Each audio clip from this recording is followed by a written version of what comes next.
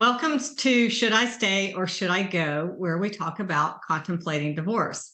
And today, Allison and I decided that we're just going to have a conversation and we want to talk about money. And the reason I bring this up is because I've been talking with quite a number of women who are going through the early stages of divorce and discovering that they're feeling pretty lost and they're not sure how to get their arms around it. They're not sure where to start. They can't make heads or tails of what they have, what they may have when it's all said and done. And this is outside of the attorney stuff. This is just like the personal day-to-day living. So, Allison, as I was sharing with you earlier, I have a client who's really been thrust into this. And, she leaned heavily, like many of us do, leaned heavily on her husband to run the finances, and I think that's a real traditional thing that many people in our generation do. We females, we run the house and the kids, and the man runs the money. And then what happens when you go through 20 or 30 years of that, and then now it's dumped in your lap. Sometimes you find that there's some things hiding in the closet that you didn't know about.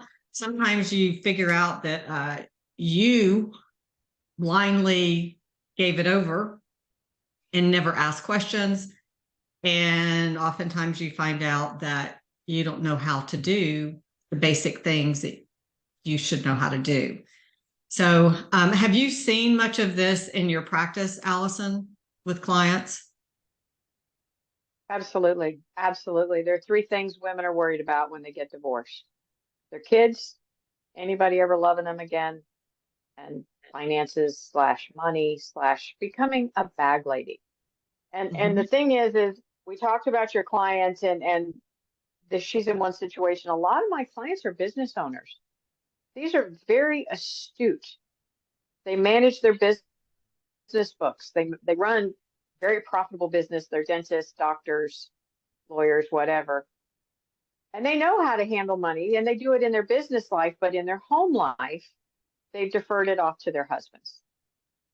And it is amazing to me, and I guess I did it myself when I went through my second divorce, how out of touch they are with the family's budget, with the household expenses, with how things are arranged. And there's always that fear that it's not going to be enough. And so I see these women as they're running their businesses almost from that same fear mindset. And the reality is that women, as women, girls can't do math. We've always heard that, that's a boys thing. Well, money is all math. So money is dirty. It rolls over to us women. But the reality is, when I worked at the Women's Financial Education Platform, is that our basic instincts, if we were to use them, managing our money, are actually really good for investing, managing money, being responsible with money.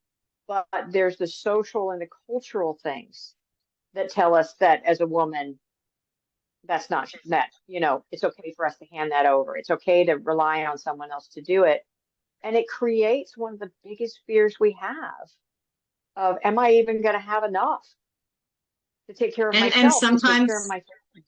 yeah, sometimes there isn't enough. I mean, because if you think about it, right now well, maybe you're not, but at some point you're living in the same household.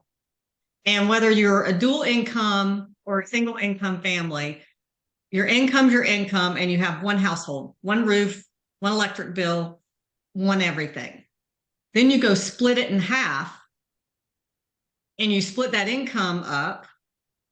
And now you got to pay for two roofs, two electric bills, two water bills, two cable bills. It only goes so far. Yeah, I always say divorce math is not straightforward. You'd think you have 100%. If you split it, you both get 50. That's not the way it works. It's, even though you get half, it's half of what? Because you still have to pay attorneys. You still have to liquidate some things. Things have to be moved around. And in all of that, somehow money disappears. And Mm-hmm. so the pot that you started with, that between the two of you created a comfortable income, somehow shrinks as the divorce goes on. And then you're getting less than 50% of that. And yeah, it can be very, very scary. Yeah, it can. And I think too, a lot of times what happens in a divorce, both with money and other aspects of the divorce, is we are so tunnel vision on a divorce, whatever the dynamics are of the event. We're trying to get through it. We're trying to get to the other side of it, but we're not thinking about ourselves in terms of what is my 10-year plan? What is my 20-year plan? Am I going to have any retirement savings? And particularly for women who have stayed home most of their career earning years, and now they're maybe, I don't know, 45, 50, 55, and this is happening. They haven't worked. They don't have a retirement. And yeah, maybe they are getting a quadro, which is a rollover of a portion of a husband's IRA or 401k. And so they're thinking, oh, well, I have that. I'm good. I'm good. Are you? I mean, is it really going to take care of you from age, I don't know, 72 to 86 or 92 or 97 or whatever? Like, is it really big enough? And I caution clients to consider that as well. We're not talking about just right now today and making the new house payment or rent payment and your bills, but what about next year? And what about 5 years and 10 years and 20 years down the road? You've got to think in terms of that to make sure that you're not giving up some important things, some valuable things in order to get some certain thing. Usually that's, I don't care about his 401k. I don't care about the investment account. I just want the house. I want the house. So that tends to be a real big problem, particularly for these women who have never worked, that don't have that future nest egg set aside for them already. That's scary. Absolutely. You've nailed that on the head. And, part of it is not even understanding how much all of those bills are going to be month to month. And, we go into it in the divorces where my kids grew up. I want my kids to stay home. I want to stay in my security. And so for me, when I coach clients, I start from day one. I've got a spreadsheet set up that every time they tell me something financial, I stick it in there, because before they can go to mediation to negotiate the settlement, they have to see what's it going to cost them to live on a monthly basis if they keep that house. Let's look at what all those expenses might be, and let's be realistic with how much you earn and how much you want to save.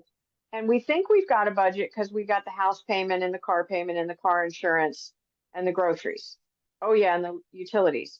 Oh, wait a minute, we got to pay homeowners insurance. Oh yeah, and what about medical insurance? And it's like all these little things that you think you know your budget, but you really have to take time to think, because there's all the extraneous little things, and I'll say to a woman, well, I had a client, she makes a lot of money, does really well. And I said, we're doing her budget and we're just about on the penny with where she's going to be once we calculate child support and keeping her house. And I said, so clothes, how many clothes do what about your clothing budget? Okay, you're professional. What's your clothing budget? Oh, about $100 a month. What? What can you buy for? I want to know where she shops. Point is, she's not even taking care of herself. And it's like, wait a minute, you have to invest in yourself to continue to be professional and get out there. And these are things that we think, oh, well, I've done without, I can scrimp here, but sooner or later, you're going to have to buy clothes. You're going to have to buy shoes. You're going to have to buy makeup. I mean, the older you get, the more products and stuff you need. It costs money to be out in the work world. And that is part of what we need to be aware of.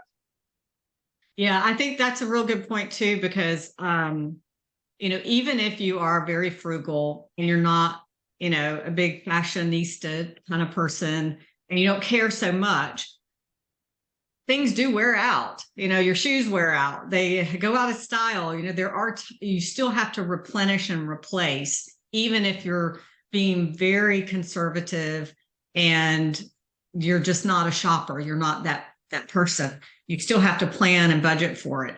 And, I find too that things that get overlooked are, it's always those small things. Cause like you said, it's so easy to say, okay, my rent or my mortgage is about this much, and my car payment and, utilities. I mean, because those are just so obvious.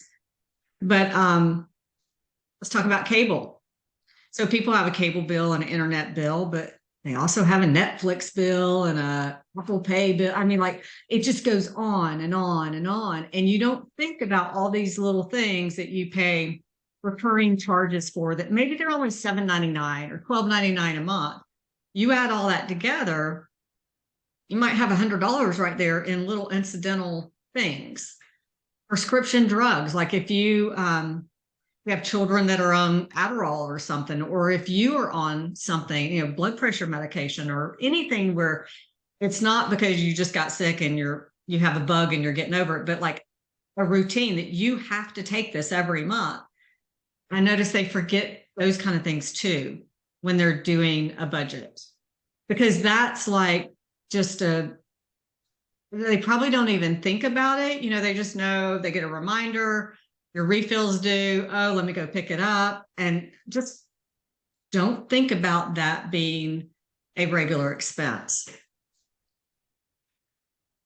And right now it sounds really scary, and we're thinking of all these extra things, but the purpose of all of this is to be able to get a true benchmark of what you're going to need, so that you can look at what's out there and make decisions that are going to make your finances make more sense. You can't always keep the house. And if you can't keep the house, the earlier you realize you can't keep the house, and you can start thinking about the advantages of starting fresh, of getting something with a little lower bill so that you've got more flexibility around the edges. Know what the house is going to be worth. Get those numbers. It's about just being realistic with yourself, knowing what you really do spend and what you really need to be happy and comfortable, and do what you need to do. And I think that's probably the area that is overlooked, is what do you need? Like, what is the bottom line absolute that you have to exist? And I'm not talking about like getting rid of all your stuff, but like, you've got to know what are the rents. If you're not keeping the house and you're getting out there, what are the rents in your area for the size home or apartment that you need? I mean, if you still have kids with you, you may need a 3-bedroom apartment. How much do those run? If you're single, then you only need 1 bedroom, or unless you work from home, you might want 2, but like, how much does it cost in your area? Or are you going to move closer to your work now that maybe the kids are grown, you don't have to be in that school zone, and you commute, 45 minutes to work, so you're going to move closer in. What does it cost? Can you afford it? And if you can't afford it, are you having to like move stuff around to force fit that affordability factor? Are you going to have to borrow from savings? Are you going to have to take some of the lump sum that you're getting out of divorce to smooth it over for a few years and make up a gap? And those are the kind of things that I think we really need to be looking at before D-Day happens. You've got to have those numbers and know that you can commit to it, and that you could still maybe go have pizza one night a month. You don't want to starve to death, and you don't want to like sit in your house with no friends and not do anything the rest of your life. You want to live. But I think those are so important to recognize. And one of the things that I'm having a conversation with one of my clients is, she has a car that's pretty old, and the car has reached that stage of life where it's now needing major repair. Every time she turns around, it's a major thing. It's a $1,500, $2,000, $2,500 repair, but she doesn't have a car payment, but it's not real dependable either, what she's got. So she's got to start thinking, okay, well, today I don't have a car payment and maybe this car will last me for another year, but what if it doesn't? And she has to go get a car. Or what if it does make it a year, but then she has to go get a car? I mean, at some point she has to go get a car. Build that into the budget now, because you know that that's a challenge. You know that's going to be a hurdle at some point in time into the future. So I think it's really so much about being proactive and putting everything down on paper that even flickers in your mind. You've got to get it all out and figure it out. Because the last thing you want to do is sell yourself short and think you've got it all covered and then get out there and find out you're calling your mom who's 95 years old and saying, can I borrow some of your savings account? You know, you don't want to be that. Nobody wants to do that, right? Or calling your kid. Oh. You know, and the one thing you just made me think of, and you talked about D-Day, and I'm assuming that was divorce day, but really, I think you need to have this money all figured out by M-Day, mediation day. And here's the thing. We tend to go into mediation not knowing the numbers. We go into mediation not wanting to push, not wanting to fight, just wanting this divorce over. And I think for anyone listening, do yourself the favor, know the numbers, know how much is there, know how they work, because when you go into that mediation knowing that you can't afford to live on what you thought you could afford to live on, you're going to fight harder for what you need. And you're going to feel better that you're not just rocking the boat and you're not just, you know, getting into conflict for the sake of conflict. You're not. You're fighting for yourself. And that's all part of getting divorced, is learning to stand up for and fight for yourself and for what you need. And once you know those numbers and you know where those gaps are, it's going to give you that strength that you're going to need to fight, so that when it's all said and done, you can have a smoother existence. And it's not always a fight either. You know, I think a lot of times we build that up or we plant that seed in our own mind, but quite often you put it out there and like, this is what I got to have. And the other person's like, okay, that seems fair and reasonable. You know, it's not always a battle, but I think it's up to you to speak up, because nobody's going to say, hey, I know you only asked for this much, but let's give you some more because we just want to be nice today. Nobody's going to do that. And that's why we as women, I mean, you know, think about it. I coach women all the time, and I had 8 women on a call, and I said, how many of you here have ever negotiated a salary? No one raised their hand. No one had ever negotiated their salary. We've never been taught that it's okay to negotiate on our own behalf.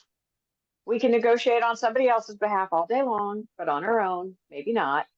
And so it's a matter of realizing what you need, that finances are important, that you're going to be managing this going forward, and it is okay to negotiate, because negotiation strategy is you always start out, you know, low, and then it gets bigger. And like you said, Elizabeth, that was the golden nugget here, is if you don't ask, you're not going to get it. And if you don't know what you need, you don't know what to ask for, there's the problem. So you need to know. Need to know. Yep, you do. And then you've just got to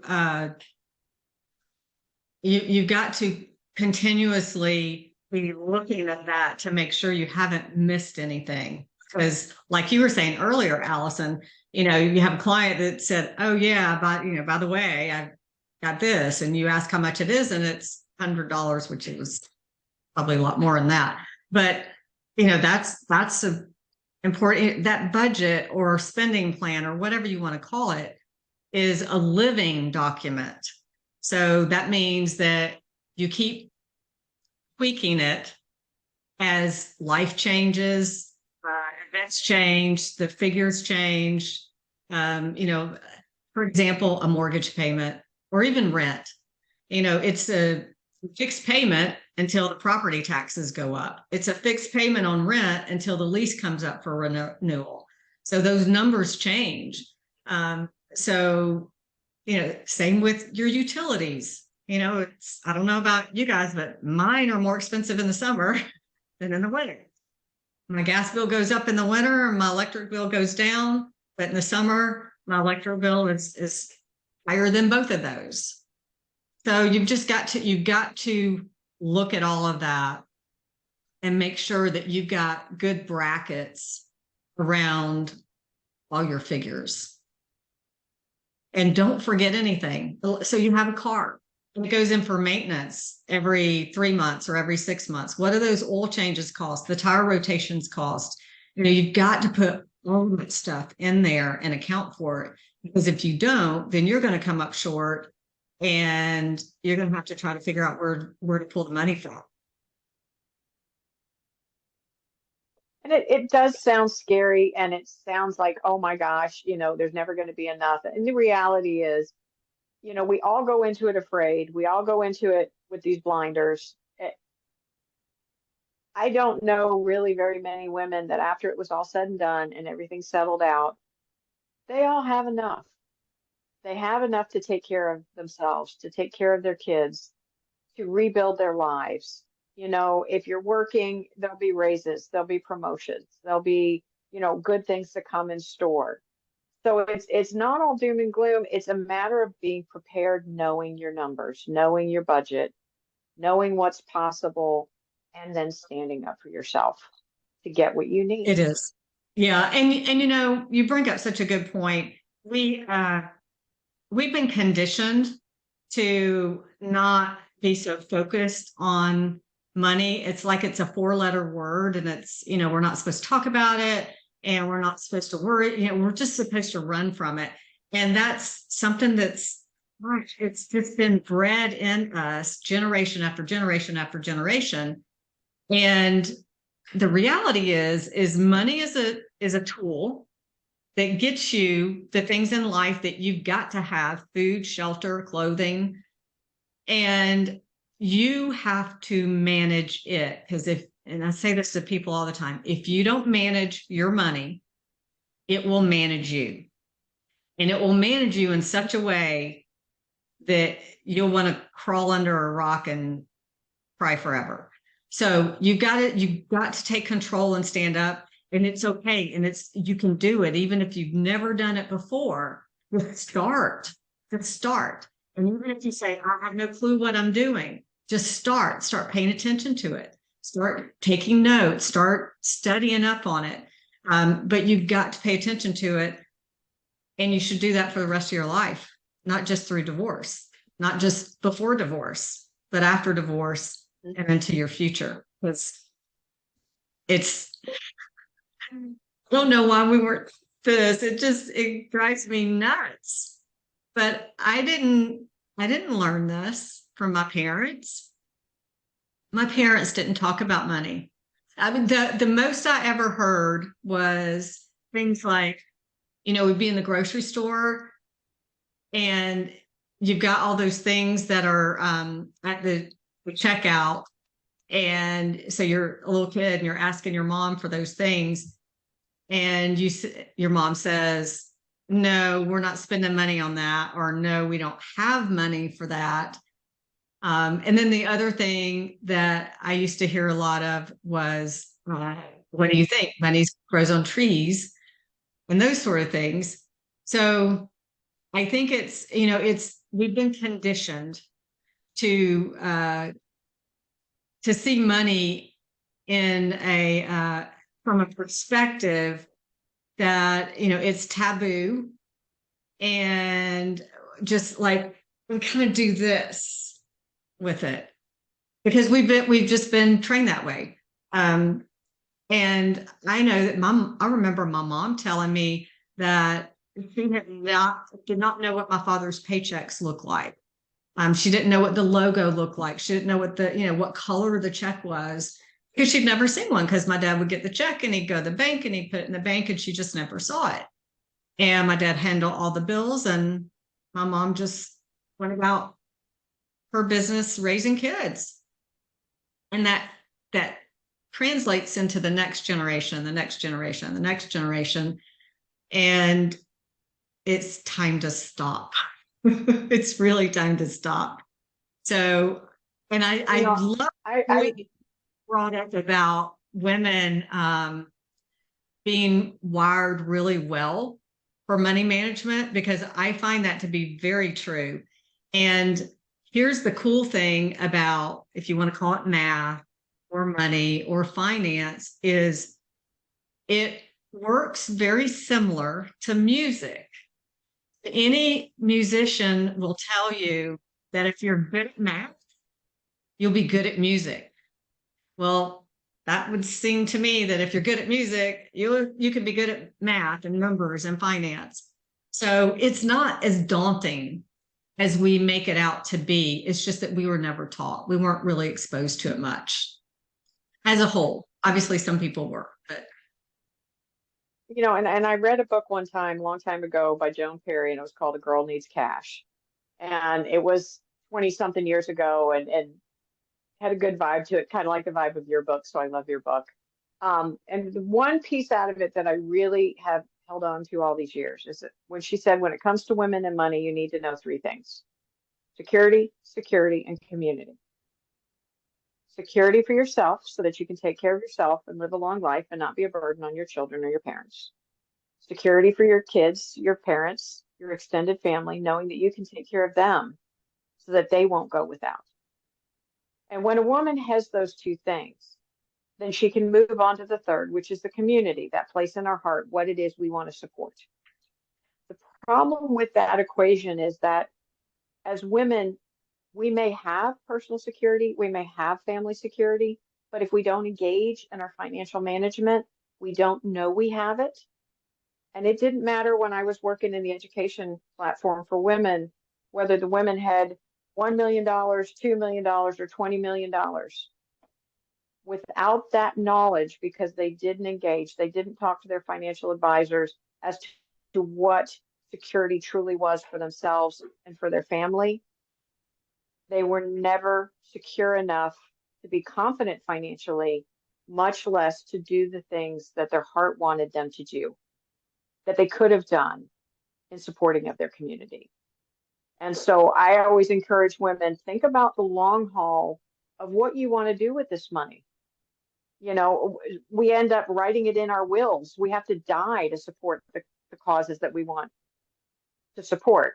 Whereas if we focus on what those causes are now and what we want to do to support them, it forces us to know what we need for personal and family security and make those numbers make sense for us. And many of us will find that we can indeed support our causes and have that personal and family security that we so desperately want.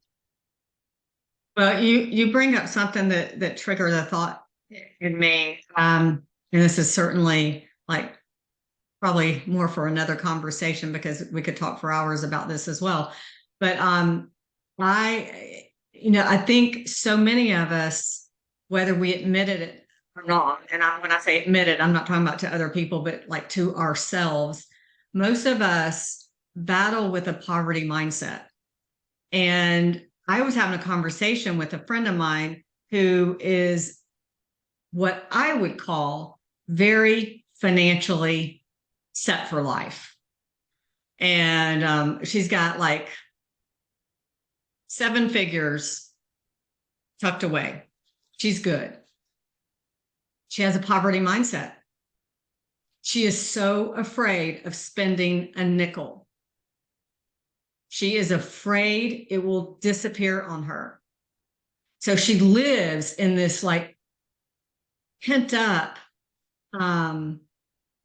posture of not doing things. She does do things, but I mean, she's so incredibly frugal because she's just afraid it's going to disappear. So she's not doing a lot of the things that maybe she would do if she realized that her money is invested well, is giving her a great rate of return.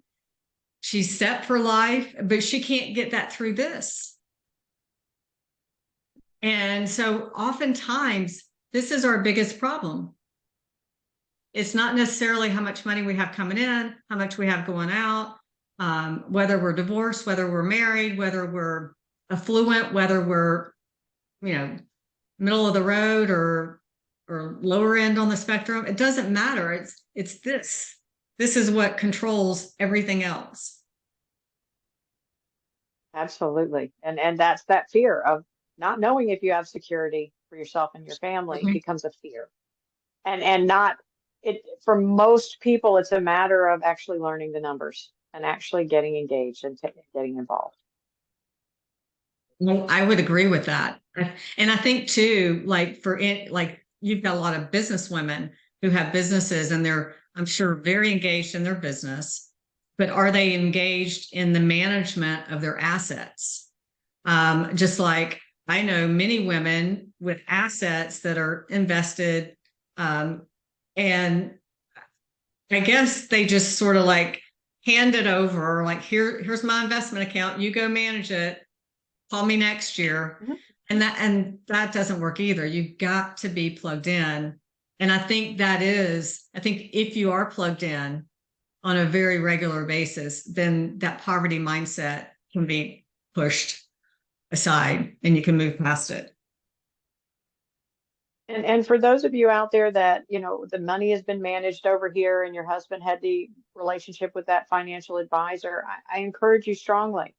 If you don't feel comfortable with that financial advisor, either get to know them, see if it's going to work using them. And if you don't want to use the same financial advisor, take your time to interview, find someone that's going to talk to you and explain things and give you the level of detail and information that you need to know what's going on.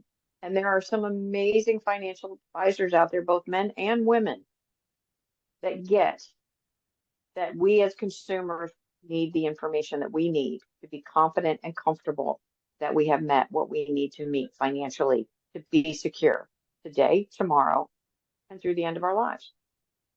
Yeah. And if you meet somebody that's not willing to do that, then they're not the person. You want somebody that's next. Yep. You want somebody that's going to be a relationship partner, so to speak, business-wise, of course. But, somebody that understands that they're working to serve you and it's your money and it's their responsibility to handle it well and communicate with you and answer your questions and teach you what you don't know. So don't be shy in asking. Because when you know, you're better able to articulate to them what you want out of your money. The more you know, the better a job they can do for you. It's not about needing to know how to do their job to police them. Nope, that's why you hire somebody. They know what they're doing. But it's up to you to be able to let them know what your expectations are, what you need, and that's where self-education or having them educate you as to your options really will come in handy to get you where you need to be. Yeah, I agree. This was a pretty good conversation. I think we could go in a lot of different directions on future calls, talking deeper or more about any one of these things. Money is always moving, that's for sure. Yes, it is. Well, yeah, I think that just kind of wraps it up for us today. We will be back next week with, I don't know what we're going to talk about next week. We'll figure something out. All right, so we sure will. Next time. Yeah. Thanks, Allison. Bye, everyone.